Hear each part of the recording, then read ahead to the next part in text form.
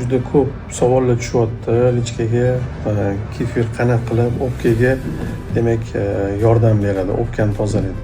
Hamma gap bu yerda demak kishishning mikroflorada. Kefirni bilamiz, juda ham ko'p bakteriyalarga, polezniy bakteriyalarga boy.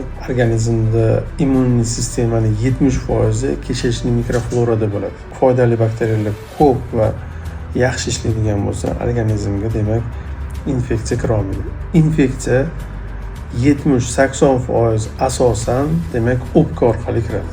O'pka orqali kirgandan keyin zararlanishlar demak bronxda bo'ladi. Birinchi demak o'sha yo'talish bo'ladi, yallig'lanish, har xil demak infeksion demak simptomlar vujudga keladi.